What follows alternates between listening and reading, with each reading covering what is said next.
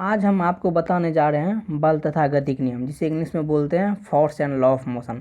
सबसे पहले हम जानेंगे फोर्स क्या होता है, व्हाट इज ए फोर्स, यानी बल किसे कहते हैं। ठीक, वी व्हेन एनी ऑब्जेक्ट, जब हम किसी वस्तु को खींचते हैं या धकेलते हैं तो हम क्या कहते हैं, हमने उस वस्तु पे फोर्स लगाया है यानी बल लगाया है। सपोज डैट यह एक बॉक्स है, ठीक, यह एक बॉक्स है। इस बॉक्स को अगर हम खींच रहे हैं तो बल लगाना पड़ रहा है। जैसे हम इस बॉक्स को खींचेंगे तो हमें बल लगाना पड़ेगा। बल लगा कर इस बॉक्स को खींचेंगे तो ये बॉक्स जिस स्थान पे है उस स्थान से हट के दूसरे स्थान पे आ जाएगा, यानी बॉक्स अभी इस स्थान पे है। जैसे ही फोर्स लगाएंगे तो ये बॉक्स कहाँ आ जाएगा, यहाँ आ जाएगा।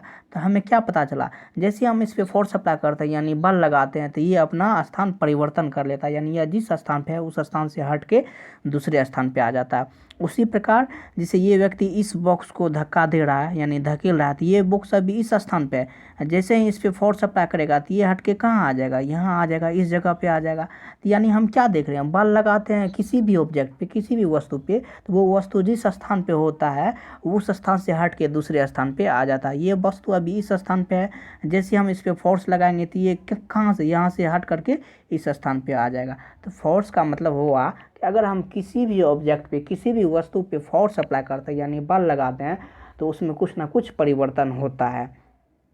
तो हम बल का डेफिनेशन इस प्रकार से दे सकते हैं, खींचने, धकेलने या ठोकर लगाने की क्रिया को ही बल कहते हैं। इसे इंग्लिश में इस प्रकार से कहेंगे, पुश और pull on an object is called force. दूसरे शब्दों में कहे तो बल वह भौतिक कारक है जो किसी वस्तु में लगकर उसके स्थान या अवस्था में परिवर्तन लाता है या लाने की चेष्टा करता है। बल का ऐसा मात्रक न्यूटन होता है। ऐसा unit of force is equal to Newton. Force बराबर यानी बल बराबर मास गुना द्रव्यमान गुना त्वरण होता है। एक वस्तु दूसरी वस्तु पे बल आरोपित करती है तो बल की क्रिया द्वारा वस्तु में क्या सब होता है। व्हेन, जब फर्स्ट ऑब्जेक्ट सेकेंड ऑब्जेक्ट पे फोर्स अप्लाई करती है तो ऑब्जेक्ट में क्या परिवर्तन होता है। ठीक, तो विराम से गति कर सकती है, can move at a break.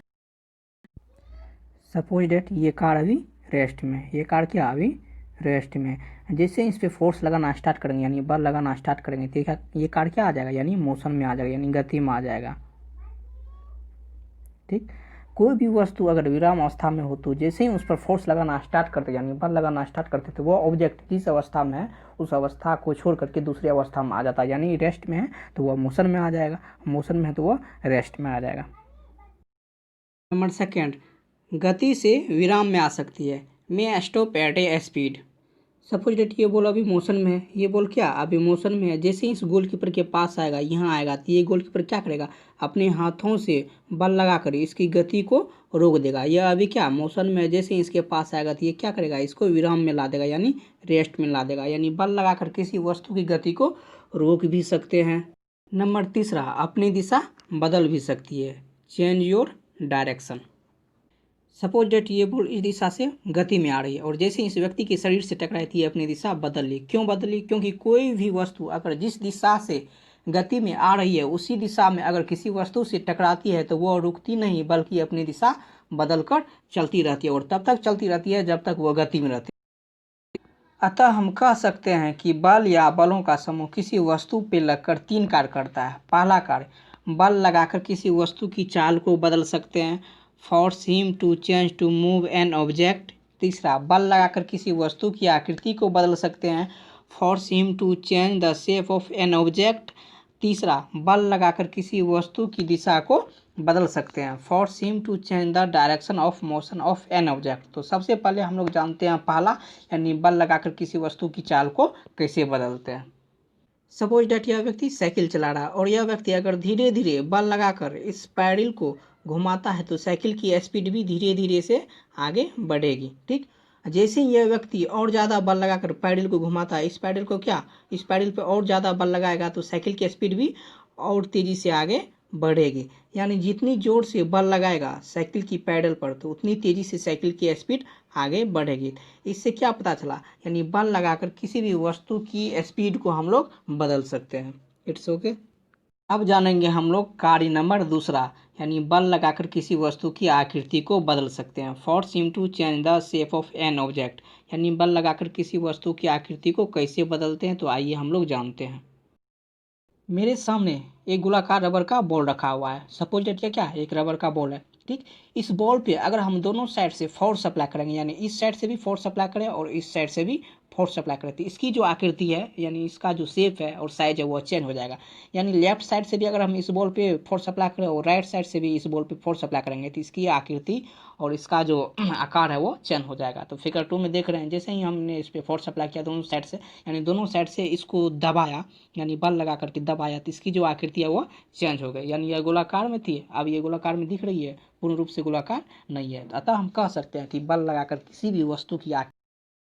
अब जानेंगे हम लोग कार्य नंबर 3, बल लगाकर किसी वस्तु की दिशा को कैसे बदलते हैं। Force seem to change the direction of motion of an object, यानी बल लगाकर किसी वस्तु की दिशा को बदल सकते हैं। तो बल लगाकर किसी वस्तु की दिशा को कैसे बदल सकते हैं, तो आइए हम लोग फिगर के जरिए समझते हैं। सपोज डेट यह बॉलर इस बॉल को बैट्समैन के आगे की ओर बिकता है, यानी बैट्समैन की तरफ बिकता है, और बैट्समैन क्या करता है, इस बॉल पर शॉट लगाकर इस बॉल को बॉलर की तरफ मारता है। यानी बॉल इस दिशा से आ रही थी, यानी बॉलर ने इस दिशा में बॉल को बिगा है और बैट्समैन ने शॉट लगाकर इस बॉल को बॉलर की तरफ मारता है, यानी इस दिशा में मार रहा है। यानी इसकी दिशा बदल गई ना, यानी जिस दिशा से बॉल आ रही थी बैट्समैन के शॉट लगाने पर वह दूसरी दिशा में जाने लगती है। तो इससे यह पता चलता है कि बल लगाकर किसी भी वस्तु की दिशा को बदल सकते हैं। यानी force him to change the direction of motion of an object, यानी बल लगाकर किसी भी वस्तु की दिशा को बदल सकते हैं। It's okay. फिजिक्स के स्टडी के दौरान हमारे सामने दो तरह के बल आते हैं। पहला संतुलित बल जिसे बोलते हैं बैलेंस फोर्स, और दूसरा असंतुलित बल जिसे बोलते हैं अनबैलेंस फोर्स। तो सबसे पहले हम लोग जानते हैं बैलेंस फोर्स क्या होता है, यानी बैलेंस फोर्स किसे कहते हैं, संतुलित बल किसे कहते हैं। ठीक, तो हम लोग जानेंगे संतुलित बल यानी बैलेंस फोर्स किसे कहते हैं। जब किसी वस्तु पर एक से अधिक बल लगे और उन सभी बलों का कुल मान शून्य हो तो उसे संतुलित बल कहते हैं। जब क्या होगा, जब किसी वस्तु पर एक से अधिक बल लगेगा और उन सभी बलों का कुल मान क्या हो जाएगा, शून्य हो जाएगा, यानी उस पर कोई परिवर्तन, उस ऑब्जेक्ट पे कोई परिवर्तन, यानी उस ऑब्जेक्ट में कोई परिवर्तन नहीं होगा, तो उसे क्या कहेंगे, बैलेंस फोर्स कहेंगे। तो इसे इंग्लिश में किस प्रकार से कहेंगे, when fitted over a force on an object, जब किसी वस्तु पर एक से अधिक बल लगे, and the total value of all this force be zero, और उन सभी बलों का कुल मान शून्य हो, सो कॉल्ड बैलेंस फोर्स, तो उसे संतुलित बल कहते हैं। ठीक, तो आइए हम एग्जाम्पल के जरिए समझते हैं। सपोज डेट ये बॉक्स है, ठीक, इस बॉक्स पे ये व्यक्ति जितना फोर्स अप्लाई कर रहा है, इसी बॉक्स पे ये व्यक्ति उतना ही फोर्स अप्लाई कर रहा है। यानी ये व्यक्ति इस ऑब्जेक्ट पे जितना फोर्स इस साइड से अप्लाई करता है, इसी ऑब्जेक्ट पे ये व्यक्ति भी उतना ही फोर्स इस साइड से अप्लाई करता है। यानी ये व्यक्ति 5 न्यूटन फोर्स अप्लाई करता है, तो ये व्यक्ति भी क्या 5 न्यूटन फोर्स अप्लाई करता है। यानी दोनों का बल क्या सेम ही लग रहा है इस ऑब्जेक्ट पे, किस पे, तो इस ऑब्जेक्ट पे। जब दोनों व्यक्ति का बल सेम ही लग रहा है, यानी ये जितना बल लगा रहा है तो ये व्यक्ति भी उतना ही बल लगा रहा है, तो इसका रिजल्ट क्या आएगा, जीरो आएगा। यानी इस ऑब्जेक्ट में, यानी इस वस्तु में कोई परिवर्तन, यानी इस बॉक्स में कोई परिवर्तन नहीं होगा। क्यों नहीं होगा, क्योंकि दोनों साइड से क्या सेम ही बल लग रहा है। अगर दोनों साइड से अलग अलग बल लगता है, यानी इस साइड से अधिक बल लगता है और इस साइड से कम बल लगता है, यानी ये व्यक्ति अधिक बल लगाता और ये व्यक्ति कम बल लगाता, तो तब इसमें क्या कुछ ना कुछ परिवर्तन होता है, यानी ये अपने स्थान से हट जाता। लेकिन ऐसा तो नहीं हो रहा है, यानी जितना बल ये व्यक्ति लगा रहा है ये व्यक्ति उतना ही बल ये व्यक्ति भी लगा रहा है, यानी दोनों का बल सेम लग रहा है, तो इसका रिजल्ट क्या हो जाएगा, जीरो। तो इसी को बोलते हैं बैलेंस फोर्स। ओके, अब आप लोग इस फिगर को ध्यान से देखिए। इस फिगर में एक साइड बड़ा बॉल है और दूसरे साइड 4 छोटा बॉल है।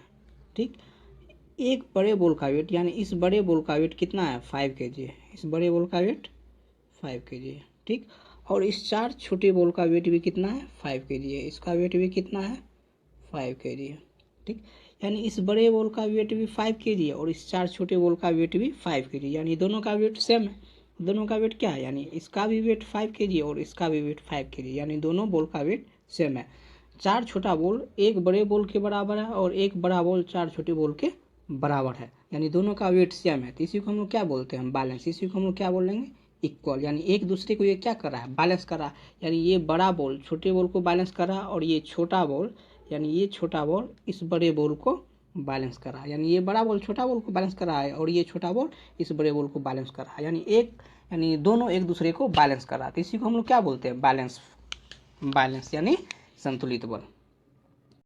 अब हम लोग जानेंगे नंबर 2 असंतुलित बल यानी अनबैलेंस फोर्स किसे कहते हैं। व्हाट इज अनबैलेंस फोर्स यानी असंतुलित बल किसे कहते हैं। तो जब किसी वस्तु पर एक से अधिक बल लगे और उन सभी बलों का कुल मान शून्य नहीं हो तो उसे असंतुलित बल कहते हैं। जब क्या होगा, किसी वस्तु पे एक से अधिक बल लगेगा और उन सभी बलों का कुल मान शून्य नहीं होगा यानी उसका रिजल्ट जीरो नहीं होगा, उसमें कुछ ना कुछ यानी उसका कुछ ना कुछ रिजल्ट निकलेगा, उसमें कुछ ना कुछ परिवर्तन आएगा, तो उसी को हम लोग क्या कहते हैं, अनबैलेंस फोर्स कहते हैं यानी असंतुलित बल कहते हैं। इसे इंग्लिश में किस प्रकार से कहेंगे, when fitted over a force on an object यानी जब किसी वस्तु पर एक से अधिक बल लगे, ठीक, and the total value of all this force be not zero और उन सभी बलों का कुल मान शून्य ना हो, सो कॉल्ड अनबैलेंस फोर्स, तो उसे असंतुलित बल कहते हैं।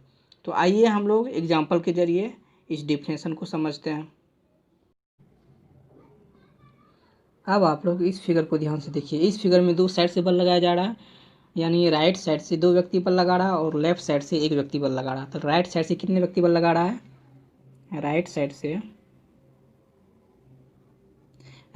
से दो व्यक्ति बल लगा रहा है यानी ये दोनों व्यक्ति बल लगा रहा है और लेफ्ट साइड से यानी ये जो एक व्यक्ति सिंगल व्यक्ति बल लगा रहा है, ठीक। तो इस फिगर में राइट साइड से दो व्यक्ति फोर्स अप्लाई कर रहा है और लेफ्ट साइड से एक व्यक्ति फोर्स अप्लाई कर रहा है यानी राइट साइड से दो व्यक्ति बल लगा रहा है और लेफ्ट साइड से एक व्यक्ति बल लगा रहा है। तो जिस दिशा से अधिक बल लगाया जाएगा उस दिशा में व्यक्ति गति करना प्रारंभ कर देगा यानी इस दिशा में, ठीक, इस दिशा से इस साइड से अधिक बल लगाया जा रहा है और इस दिशा से कम बल लगाया जा रहा है। कैसे कम बल लगाया जा रहा है कि इस दिशा से दो व्यक्ति बल लगा रहा है और इस दिशा से एक व्यक्ति बल लगा रहा है यानी सिंगल व्यक्ति बल लगा रहा है। तो जाहिर सी बात है कि जिस दिशा से ज़्यादा बल लगेगा उस दिशा की तरफ व्यक्ति खींचा चला जाएगा यानी ये व्यक्ति कम बल लगा रहा है और ये व्यक्ति ज़्यादा बल लगा रहा है यानी ये दोनों मिल के बल लगा रहा है इसलिए ज़्यादा इसका बल लग रहा है और ये सिंगल अकेले बल लगा रहा था इसलिए इसका बल कम पड़ रहा है, इसलिए ये व्यक्ति क्या होगा, इस व्यक्ति की तरफ, इस दोनों व्यक्ति की तरफ खींचा चला जाएगा यानी इसकी गति इस दिशा में प्रारंभ कर देगी, ठीक। यानी जिस दिशा से अधिक बल लगाया जाएगा तो उस दिशा में यानी उस तरफ ये व्यक्ति गति करना प्रारंभ कर देगी। तो इसी को बोलते हैं अनबैलेंस फोर्स। अनबैलेंस फोर्स का मतलब क्या होगा, यानी एक साइड से अधिक बल लगना और दूसरे साइड से कम बल लगना, यानी उसी को बोलते हैं अनबैलेंस फोर्स। यानी ये दोनों इक्वल नहीं है, ठीक। यानी एक साइड से यानी इस साइड से अधिक बल लग रहा है और इस साइड से कम बल लग रहा है यानी इस साइड से मान के चलिए कि 10 न्यूटन्स बल लग रहा है, ठीक, और इस साइड से 5 न्यूटन्स बल लग रहा है। तो रिजल्ट किसका होगा, 10 न्यूटन्स का रिजल्ट निकलेगा। क्यों, क्योंकि इस साइड से अधिक बल लग रहा है और इस साइड से कम बल लग रहा है यानी इस साइड से ये दोनों व्यक्ति अधिक बल लगा रहा है और इस साइड से ये अकेले व्यक्ति है, इसलिए इसका बल कम पड़ा है, इसलिए ये व्यक्ति इस दोनों व्यक्ति की तरफ खींचा चला जाएगा। तो इसी को बोलते हैं अनबैलेंस फोर्स। तो अनबैलेंस फोर्स समझ में आई, इज दैट क्लियर।